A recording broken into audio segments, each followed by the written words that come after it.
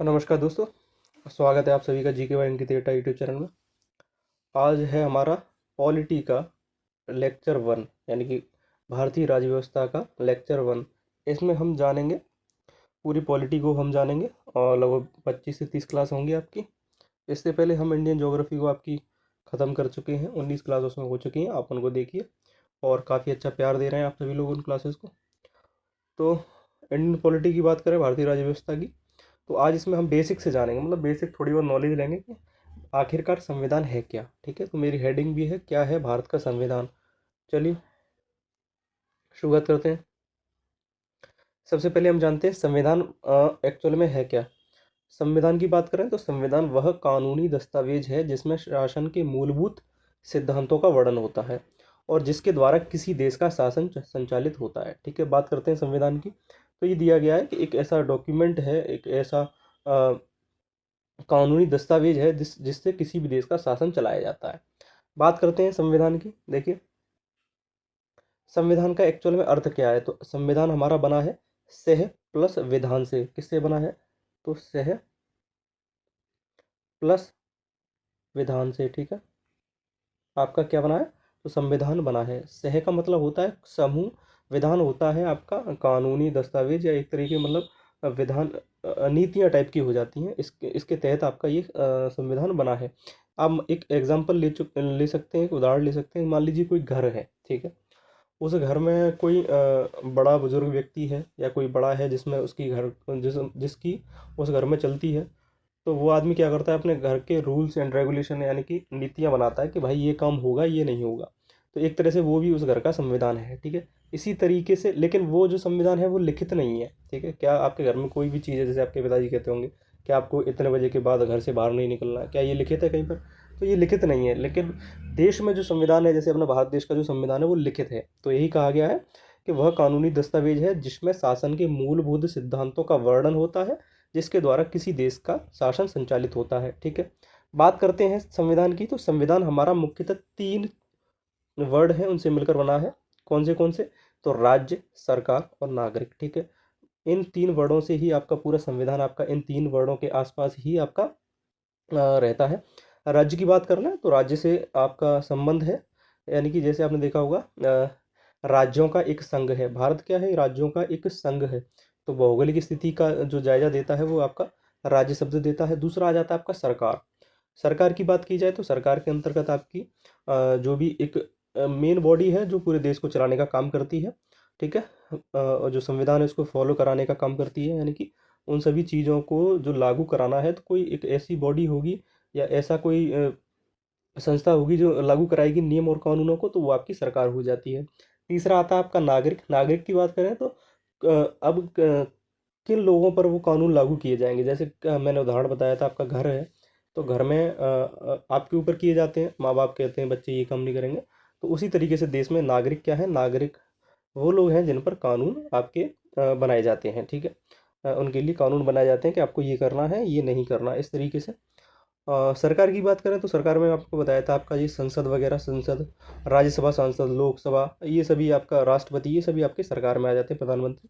ठीक है, एक उदाहरण के तौर पर ये सब चीज़ें मैंने आपको बता दी हैं, आप इन चीज़ों को समझ सकते हैं। चलिए आगे बात करते हैं, हम थोड़ा सा और नॉलेज लेते हैं। बात की जाए तो ब्रिटेन को संविधान की जननी कहा जाता है। यानी कि जननी किसको कब, जननी से मतलब क्या है, यानी कि यहाँ पर संविधान बहुत पहले से है। ठीक है, बहुत पहले से है और इसीलिए इसको संविधान की जननी कहा जाता है। इसे लोकतंत्र की जननी भी कहा जाता है। इसके अलावा संसदीय शासन प्रणाली की जननी भी कहा जाता है। बात करते हैं हम भारत में जो संसदीय शासन प्रणाली है वो कहाँ से ली गई है। तो आपकी सीधी सी बात है, ब्रिटेन से ली गई है। तो इसलिए आपको जो ब्रिटेन की जो संसदीय शासन प्रणाली है उसका जनक भी कहा जाता है, किसको? ब्रिटेन को। लेकिन ब्रिटेन का संविधान परंपराओं पर आधारित है। बात की जाए तो ब्रिटेन में कोई भी लिखित संविधान नहीं है। यहाँ पर वहाँ पर कोई लिखित संविधान नहीं है, कोई ऐसा रूल्स एंड रेगुलेशन आपकी, यानी कि कोई ऐसे दस्तावेज नहीं है जिसमें आपका ये सब चीज़ें लिखी हों। तो वहाँ पर कैसा है? तो परंपराओं पर आधारित है, यानी कि वो चीज़ें चली आ रही हैं। जैसे अपने परिवार में मैंने उदाहरण दिया था, अपने परिवार में कैसा रहता है, तो वहाँ पर भी कोई लिखित नहीं है। तो इसी तरीके से आपका ब्रिटेन में भी कोई लिखित संविधान नहीं है। मैंने आपको नीचे बताया, नीचे क्या दिया गया है, तो भारत ने ब्रिटेन से ही संसदीय शासन प्रणाली की व्यवस्था अपनाई है। ठीक है, ये बहुत इंपॉर्टेंट पॉइंट है। आगे चलते हैं। आगे हमें एक और स्लाइड दी गई है, इसमें बात करते हैं भारतीय संविधान की। बात करें तो भारतीय संविधान विश्व का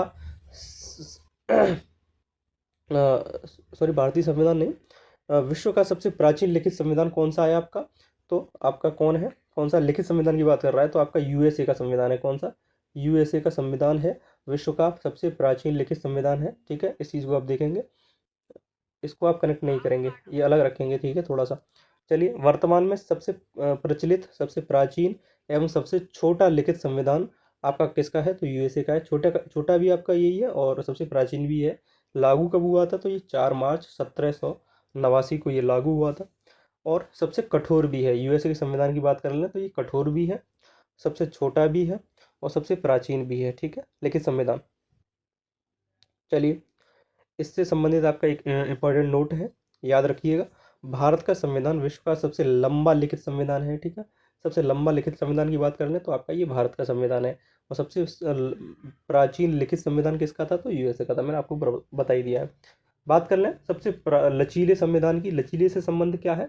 ऐसा संविधान जो कि बहुत आसानी से बदला जा सकता है। लचीले से मतलब यहाँ पर ये है कि ऐसा संविधान जिसमें परिवर्तन बहुत आसानी से किया जा सके, तो वो आपका आ जाता है ब्रिटिश ब्रिटिश संविधान। ठीक है, इस पॉइंट को आप याद रखेंगे। चलिए आगे चलते हैं। आगे चलने से पहले इस क्लास में हम जो पॉलिटी यानी कि राज्य व्यवस्था से संबंधित हम बहुत बेसिक बेसिक पॉइंट लेंगे, यानी कि हम जानेंगे कि आखिरकार हमारा संविधान है क्या। फिर उसके बाद हम आगे से संवैधानिक इतिहास के बारे में जानेंगे और धीमे धीमे चल के हम आगे बढ़ेंगे। ठीक है, चलिए आगे बात करते हैं भारत में कार्यरत निकाय की। ठीक है, कार्यरत निकाय, निकाय से क्या संबंध है? तो एक ऐसी संस्था है, सरकारी संस्था है जो संविधान के तहत बनाई गई थी। तो उनमें से 2-3 तरह की संस्थाएं, उनको जानते हैं। सबसे पहली है आपकी संवैधानिक निकाय। संवैधानिक निकाय की बात करें तो ये एक ऐसा निकाय है जिसका प्रावधान भारतीय संविधान में देश की लोकतांत्रिक व्यवस्था को चलाने के लिए किया गया है। संवैधानिक निकाय एक ऐसा निकाय है जिसका भारतीय संविधान में उल्लेख है, यानी कि ये संविधान जब बना था उसी के साथ साथ ये बनी थी। ठीक है, और क्यों बनी थी? तो देश की लोकतांत्रिक व्यवस्था को चलाने के लिए इनका निर्माण किया गया था। बात करते हैं इनके उदाहरण की, तो इनकी कौन सी आ जाती है अपने संवैधानिक निकाय में? सबसे पहला आ जाता है आपका महान्यायवादी। ठीक है, आप सीधे सीधे एक चीज़ जान लीजिए, जिनका जिक्र भारतीय अनुच्छेदों में यानी कि आर्टिकल में है, वो आपकी संवैधानिक निकाय है। ठीक है, दूसरा आ जाता है आपका नियंत्रक एवं महालेखा परीक्षक, जिसको कैग कहा जाता है, आर्टिकल 148 में है। तीसरा आ जाता है आपका यूपीएससी। चौथा आ जाता है आपका वित्त आयोग। ठीक है, वित्त आयोग, और जो कि भारत का वित्त को संभालता है। फिर आ जाता है आपका निर्वाचन आयोग, फिर राष्ट्रीय पिछड़ा वर्ग आयोग और ST आयोग। ठीक है, ये आपके आ जाते हैं। ये सभी आपके उदाहरण हैं। ये बहुत कम उदाहरण है, ऐसे बहुत से उदाहरण हैं, तो आप समझ सकते हैं सीधे सीधे जिनका उल्लेख आपका संविधान में दिया गया है, वो आपके संवैधानिक निकाय होते हैं। चलिए आगे हम बात करेंगे भारत में कार्यरत निकायों में। तो दूसरा है आपका संविधानोत्तर निकाय। इनकी बात करें तो ऐसे निकाय हैं जिनका संविधान में उल्लेख नहीं होता है। यह निकाय कम शक्तिशाली होते हैं और इन्हें जरूरत पड़ने पर हटाया भी जा सकता है। ठीक है, तो आप उदाहरण के तौर पे बात करें तो इसमें सबसे पहले आ जाता है आपका नीति आयोग। ठीक है, नीति आयोग की बात करें तो 1 जनवरी 2015 को इसकी स्थापना हुई थी। तो किसके स्थान पर हुई थी? यहाँ पर हटाने की बात की गई। तो आपका पहले था आपका योजना आयोग। ठीक है, जिसको 1950 में लगभग बनाया गया था, और 2015 में इसको ख़त्म करके, किसको? योजना आयोग को ख़त्म करके इसके स्थान पर आपका क्या लाया गया? तो आपका नीति आयोग लाया गया था। ठीक है, ये बात रही आपकी नीति आयोग की। तो एक ऐसे निकाय हैं जो कि कम शक्तिशाली होते हैं और इनको कभी भी जरूरत पड़ने पर हटाया जा सकता है। ये आपके संविधानोत्तर निकाय कहलाते हैं, यानी कि संविधान बनने के बाद ये निकाय बने थे। आपके आर्टिकल यानी कि अनुच्छेदों में इनका कोई भी जिक्र नहीं है। चलिए अगले निकाय की ओर चलते हैं। तो आपका फिर आता है वैधानिक निकाय। वैधानिक निकाय की बात करें तो ये ऐसे निकाय हैं जिनका संविधान में उल्लेख नहीं होता है, बल्कि इन्हें संसदीय अधिनियम द्वारा स्थापित किया जाता है। ठीक है, इनसे समझते हैं कि जैसे हम आप देखते होंगे संविधान में अधिनियम लाए जाते हैं, तो इनके तहत जिन निकायों का निर्माण किया जाता है वो आपके वैधानिक निकाय आते हैं। ठीक है, वैधानिक निकायों में जो आने वाले निकाय हैं उनके उदाहरण की ओर चलते हैं। तो सबसे पहले आ जाता है आपका विश्वविद्यालय अनुदान आयोग। ठीक है, ये UGC आ जाता है। ठीक है, इसमें यूनिवर्सिटी ग्रांट कमीशन यानी कि यूनिवर्सिटी से संबंधित आपका ये आयोग है। दूसरा आ जाता है आपका रक्षा अनुसंधान एवं विकास संगठन, जो आपका DRDO है, ये क्या करता है, आपकी रक्षा से संबंधित आपके नए नए प्रयोग करता है। तीसरा आ जाता है परमाणु ऊर्जा आयोग, ठीक है, परमाणु संबंधित आयोग है ये। चौथा आ जाता है लोक लेखा समिति तथा अन्य संसदीय समितियाँ। संसद में आपने देखा होगा कई तरह की समितियाँ हैं जो कि लेखा जोखा रखती हैं, उसी तरीके से आपकी लोक लेखा समिति है और अन्य संसदीय समितियाँ हैं। ये सभी वैधानिक समितियाँ हैं जिनको अधिनियम के तहत बनाया गया है। आगे हम बात करेंगे पांचवा, राष्ट्रीय मानवाधिकार आयोग, ठीक है, 1993 के तहत इसको बनाया गया था। तो ये सभी आपके वैधानिक निकाय हैं। अगला आगे चलते हैं, राष्ट्रीय महिला आयोग, फिर है आपका राष्ट्रीय केंद्रीय सतर्कता आयोग, लोकपाल तथा लोकायुक्त। ये सभी आपके वैधान अधिनियम के तहत बनाए गए निकाय हैं। आगे चलते हैं, भारतीय प्रतिभूति और विनियम बोर्ड, ठीक है, विनिमय बोर्ड, इसको कहते हैं हम सेबी, ठीक है। सेबी क्या करता है, तो आपकी जितने भी आपने देखा होगा जो फाइनेंस से संबंधित जितने भी आपके लेन देन होते हैं उनसे संबंधित आपका ये डिसीजन लेता है सेबी। 10वां है आपका भारतीय प्रतिभूति और विनिमय बोर्ड, ठीक है, ये भी आ जाता है आपका, ये दोबारा रिपीट हो गया आपका सेबी, ठीक है, इसको छोड़ देंगे। 11वां है आपका राष्ट्रीय महिला आयोग, ये भी दोबारा रिपीट हो गया, चलिए कोई बात नहीं। तो ये आपके इसी तरीके से ये मतलब ये कुछ कम दिए गए हैं, और भी होते हैं, मैंने आपको एग्जाम्पल के तहत ये बताया है कि ये आपके क्या होते हैं, वैधानिक निकाय होते हैं। आपसे प्रश्न कैसे पूछेगा, इनमें से कोई भी दे देगा, आपसे पूछ सकता है इनमें से कौन सा वैधानिक निकाय है, इनमें से कौन सा संवैधानिक निकाय। संवैधानिक निकाय की आपको सीधी सी ट्रिक याद रखनी है कि जिनका आपका जिक्र किसमें दिया गया, अनुच्छेदों में दिया गया, वो आपके संवैधानिक निकाय हैं, ठीक है। वैधानिक निकाय क्या है, मैंने आपको बताई, वे निकाय जो अधिनियम के तहत आपके बनाए गए हों वो सभी आपके वैधानिक निकायों के अंतर्गत आते हैं। चलिए,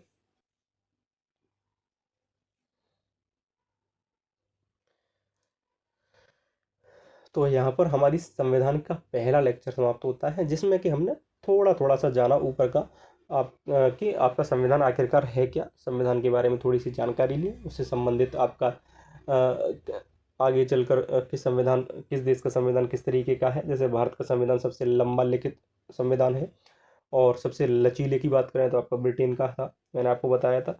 सबसे छोटा लिखित संविधान आपका यूएसए का था, और सबसे पुराना लिखित संविधान भी आपका यूएसए का था, जो कि 1789 ईस्वी में बनाया गया था, ठीक है। ब्रिटेन के संविधान की खासियत बताई थी मैंने कि ये ऐसा संविधान है जो अलिखित है, परंपराओं पर आधारित है। तो उसके बाद हमने कुछ निकायों के बारे में जाना, ठीक है, निकाय क्या होते हैं उनके बारे में जानकारी ली। इन्हीं सभी चीज़ों को हम आगे थोड़ा आगे बड़े रूप में चलकर पढ़ेंगे। जैसे आपका राज्यों के तहत आपका सीमाओं मतलब जैसे नए राज्यों का कैसे गठन किया जाता है, इस तरीके से हम वो पढ़ेंगे।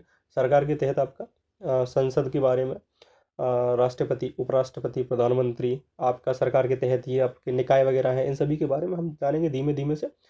और इसी तरीके से हमारी पॉलिटी आगे चलेगी। आज हमारा पॉलिटी का एक तरीके से मान लीजिए आप थोड़ा थोड़ा ओवरव्यू था, यानी कि ऊपर ऊपर से हमने जाना कि संविधान वास्तव में है क्या। चलिए, तो आज की क्लास हम यहीं पर ख़त्म करते हैं। अगली क्लास आपकी आएगी, आप जानते ही होंगे कौन से दिन आती हैं। तो आप सभी का धन्यवाद, और सब्सक्राइब कीजिए अपने चैनल को, जी के बैंक डेटा को। चलिए, धन्यवाद।